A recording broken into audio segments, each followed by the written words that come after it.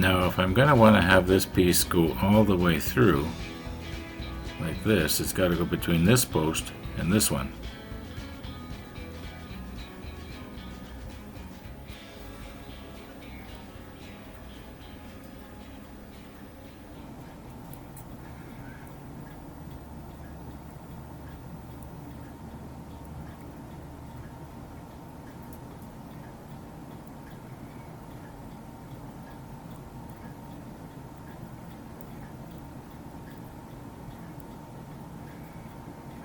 Keeps wanting to twist on me here.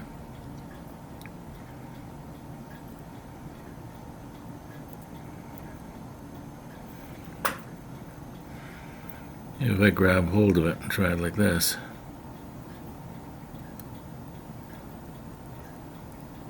Oh, it's catching on something.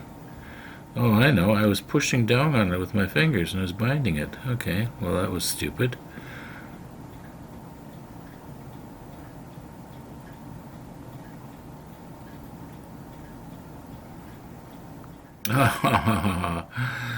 Oh. There, that's better. Yeah, that's better.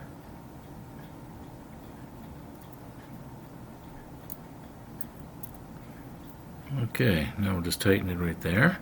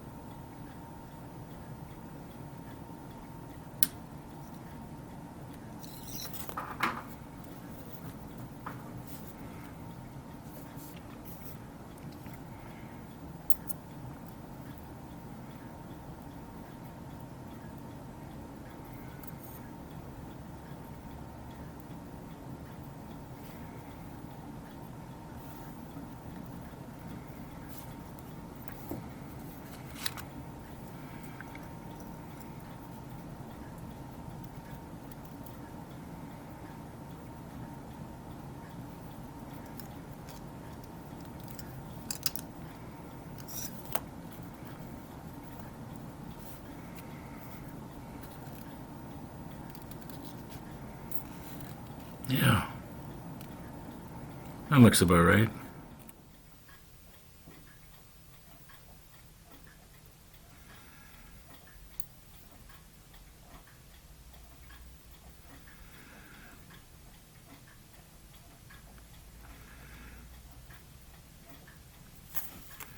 Okay, tighten it down there.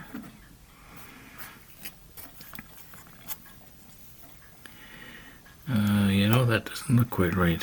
Better just back it out just a little bit. Yeah, that looks better.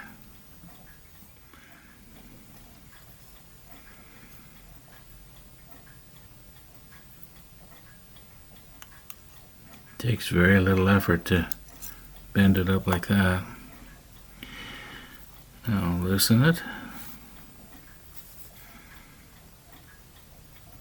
Take it out. Turn it around.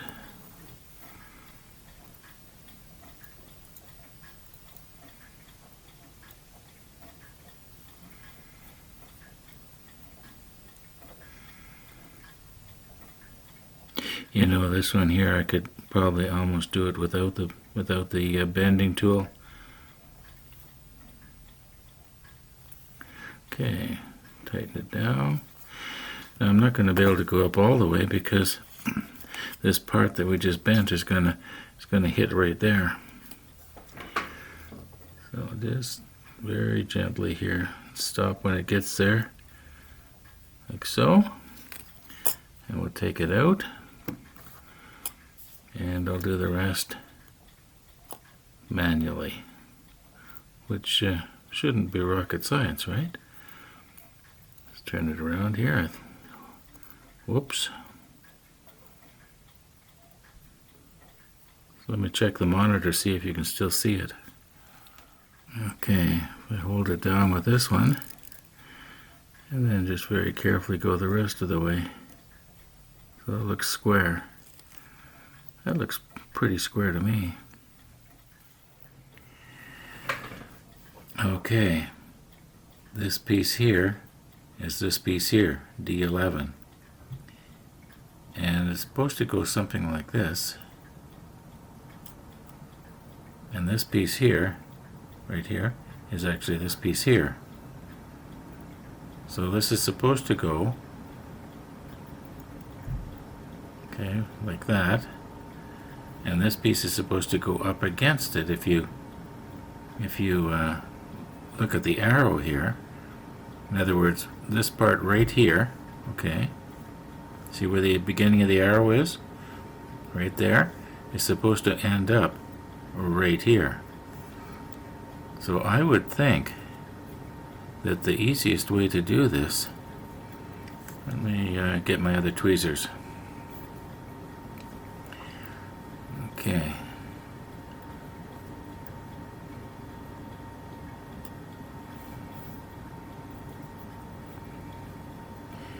Okay, would be to do it like this. Let's have it like that. And then, after you get it positioned just right, put CA glue in appropriate places. Now, that's how it looks to me. So I'll move this so you can see it.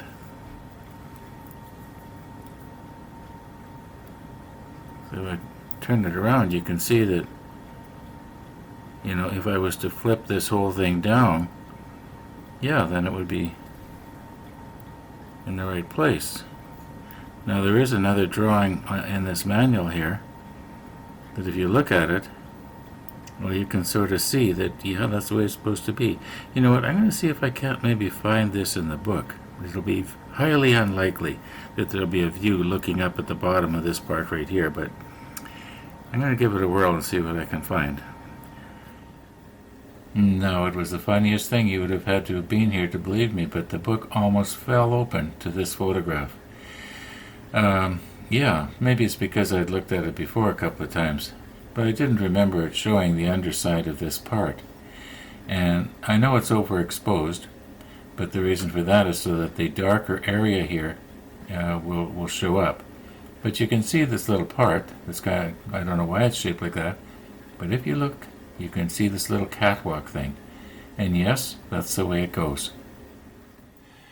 Now I am very pleasantly surprised here. I was not expecting to find this one either. This is a drawing.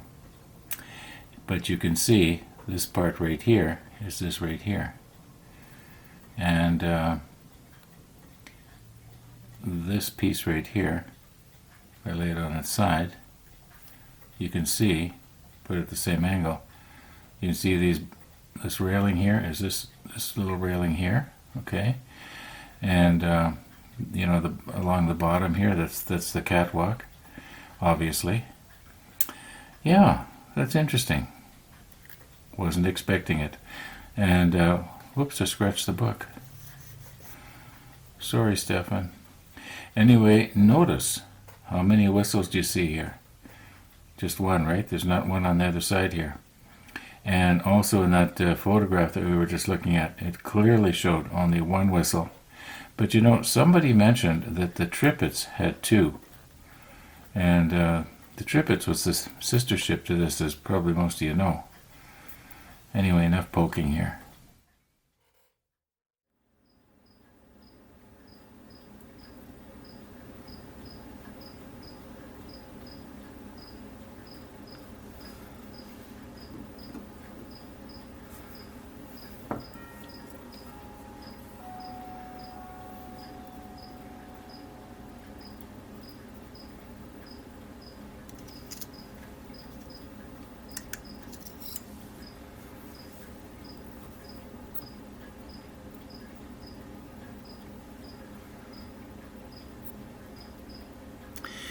Now this one, I don't know. I don't think I need the photo etch bender here for this. I think I can just, once again, just hold it down.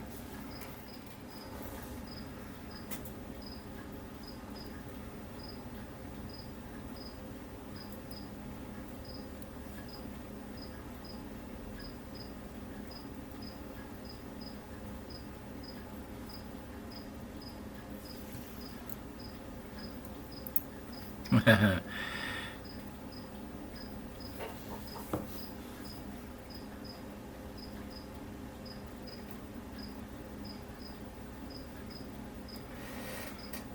there's another one exactly like it. I'll be doing it much the same way.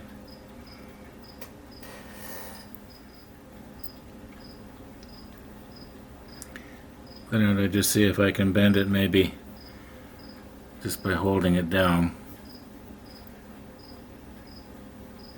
Although that's silly when I've got this nice little tool that Andy made here. Kind of silly not to use it. Gonna do a much better job, I'm sure.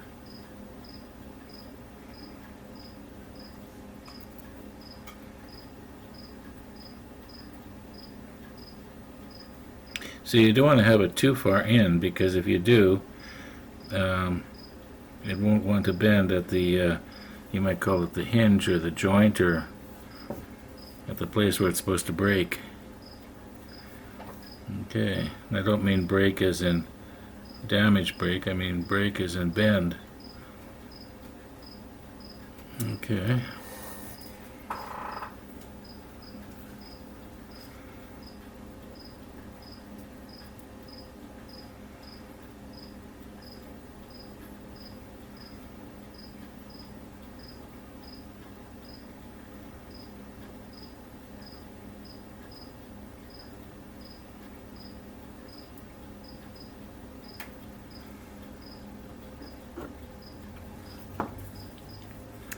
Now, once again, it's not going to go all the way over, but it'll go far enough to get it started.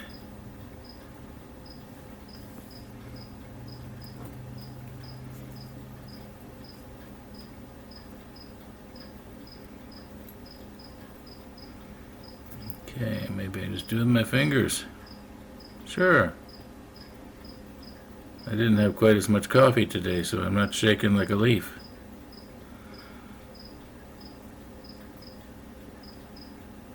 Yeah. Looks good to me.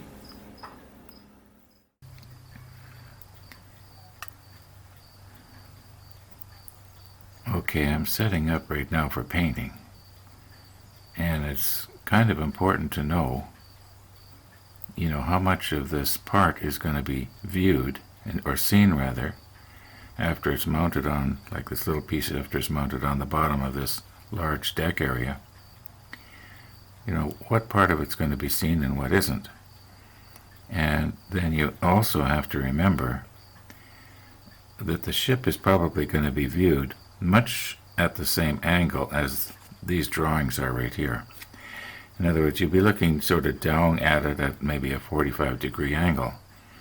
In other words, when this piece here is mounted, on the main part, you're not going to be seeing it from up underneath.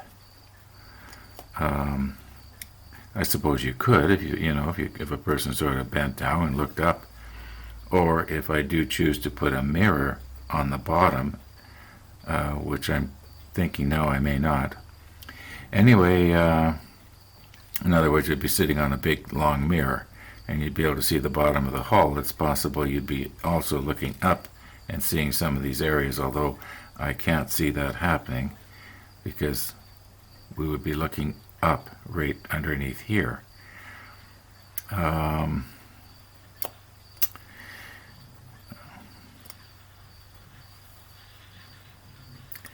Kind of odd. This piece here doesn't seem to match up with. Oh yeah, that's right. That's because this is going to go on the top of here. Okay. Yeah. Anyway, I suppose a person might be able to see up underneath there. Okay, so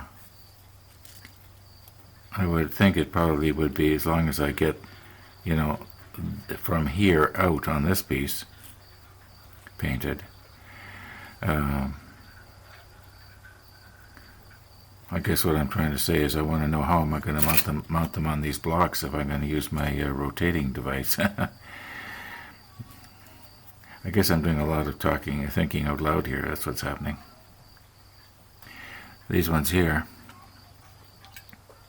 once again, they could just sit on the double-sided tape like this, and the part that does not get painted, well, that will also be the bottom, because these pieces here somehow get mounted. Gotta be careful I don't damage them here with my big fingers, but they get mounted somehow like this on the bottom here, something like this. I'm not sure exactly how it's going to go. At least that's what I'm getting out of it if I check this over here. Yeah. Or maybe it's not supposed to go here, it's supposed to go up here. Anyway, we'll get to that. We'll solve that problem when we get to it. Well, that was a lot about nothing, wasn't it?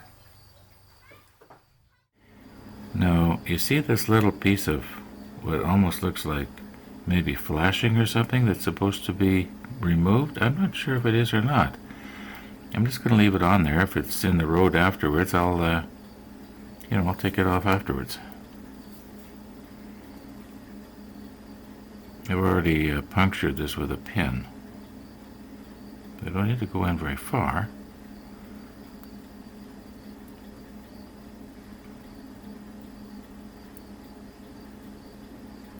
But I don't want the airbrush to be blowing it over either.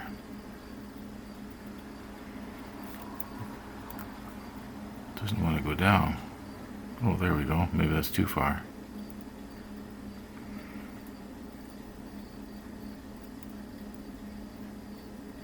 I don't want to be wiggling it around and it enlarges the hole on me.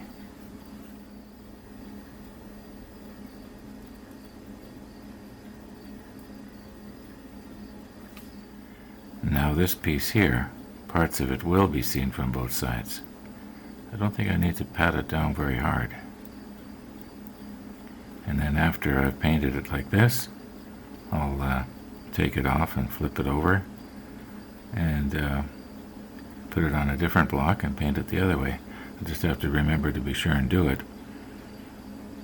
before I clean out my airbrush with that color. This, of course, will be the dark gray, like what this is right here. I'm going to do this one first. And the reason being is, while I'm painting the others, this one can be drying. Then I can later put it on this blank one right here. Probably can't see that tape, but there's tape on there. And, have it flipped over and do the other side. Yeah. Now I already have shaken this in my paint shaker. And I'm thinking it's probably still thin enough.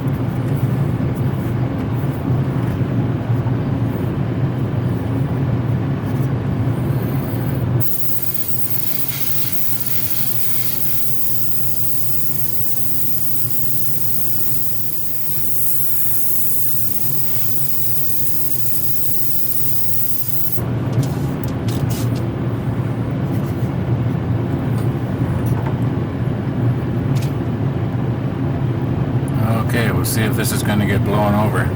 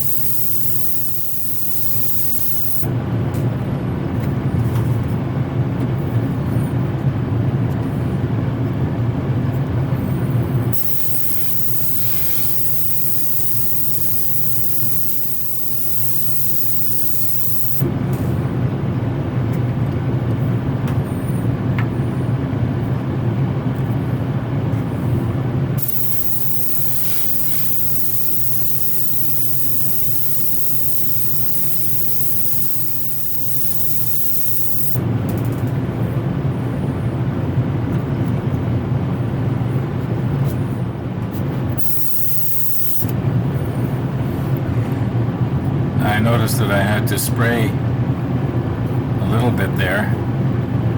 It wasn't completely covered, so now it's wet.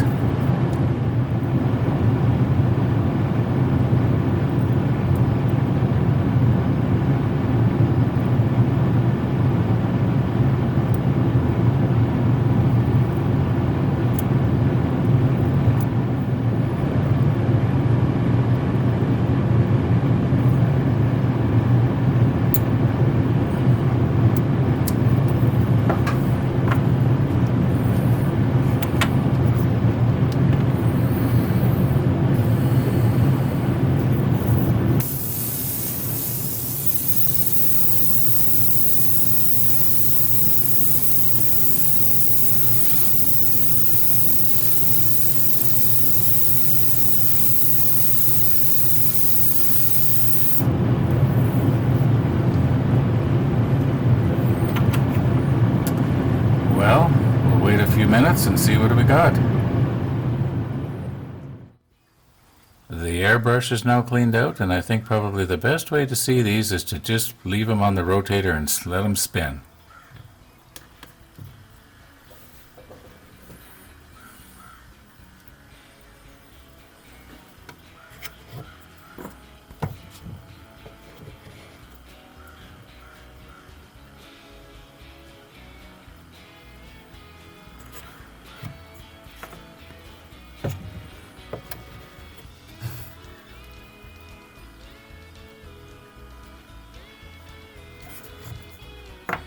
Well, okay, now that I'm sitting here watching this as I'm editing out, maybe putting them on the rotator was not the best way to see them. They're kind of blurry. I won't do it quite like this again.